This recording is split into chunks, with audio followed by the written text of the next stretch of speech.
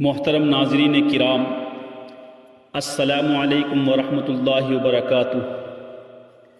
اس وقت میں آپ حضرات کے سامنے دعائے قنوت کے تعلق سے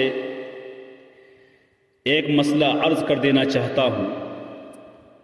دعائے قنوت یہ وہی دعا ہے جس دعا کو نماز وتر میں پڑھا جاتا ہے، جس دعا کو وتر کی نماز میں پڑھا جاتا ہے، یہ وہی دعا ہے۔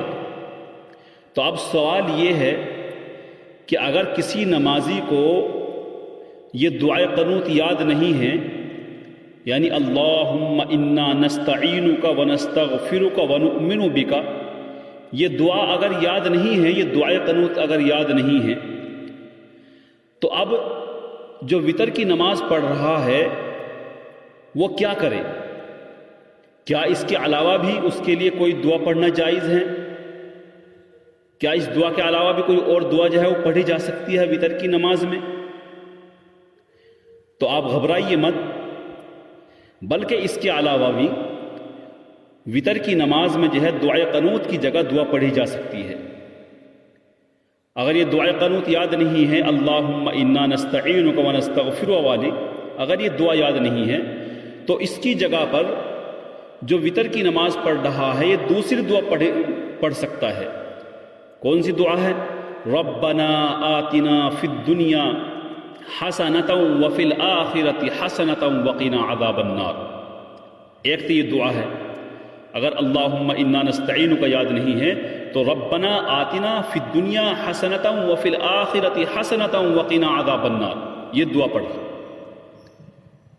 اور اگر یہ بھی یاد نہیں ہے، اگر ربنا آتنا والی دعا بھی اگر یاد نہیں ہے تو پھر اس کے لیے یہ پڑھنا بھی جائز ہے، یعنی اللہم اغفر لی 3 مرتبہ پڑھیں، اللہم اغفر لی، اللہم اغفر لی، اللہم اغفر لی۔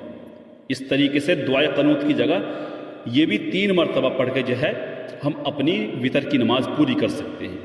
اور اگر یہ بھی نہیں پڑھ سکتے ہیں تو یا ربی یا ربی یا ربی، اس کو 3 مرتبہ پڑھ لیں۔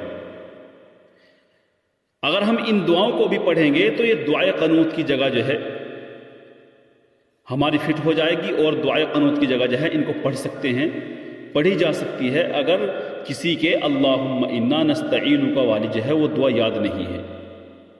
تو اس لیے آپ کے سمجھ میں آ گیا ہوگا کہ اگر اللہم انا نستعینک والی جو ہے دعا یاد نہیں ہے وتر کی نماز میں، تو سب سے پہلے دعا یہ ہے کہ وہ ربنا آتنا فی الدنیا حسنۃ وفی الآخرۃ حسنۃ وقنا عذاب النار، یہ دعا پڑھ لے۔